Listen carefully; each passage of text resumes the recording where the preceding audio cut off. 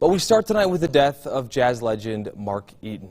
Eaton died last night while riding his bike. Now, details of exactly what happened, they're a little bit unknown at this point. We do have a few details. Wesley Ruff joining us now with more on Eaton's life and legacy. Wes, we know that you knew Mark very well. Knew him very well, yeah. When the Jazz drafted Mark Eaton, they only had video of him in doing layups in the warm-up lines at UCLA because he didn't play very much for the Bruins.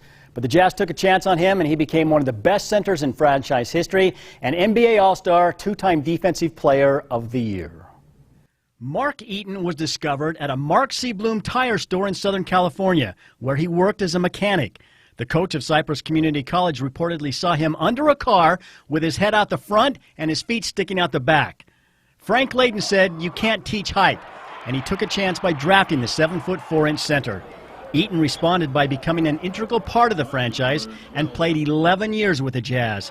He talked about that 2 years ago on Real Sports Live. You know, when I came in the NBA, I thought maybe I'd be a good backup center, bounce around for a few years, but never stay in one city for as long as they did, or have a career like I had in any one NBA city. So it turned out to be a great deal all the way around. Back issues forced him to retire, and he became a much sought-after public speaker.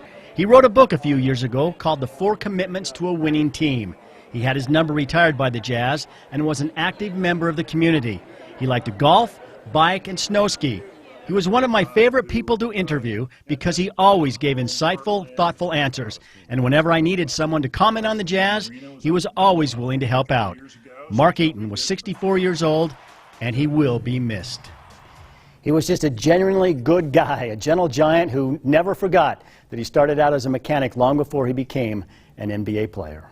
And Wes, you did interview him so many times. I know you had a lot of fondness for him, so thank you, Wes. Tonight, the Jazz responding to Eaton's death on Twitter, saying, quote, "We are heartbroken by the passing of Utah Jazz legend Mark Eaton. Our thoughts are with his family as we all mourn the loss of a great man, mentor, athlete, and staple of the community."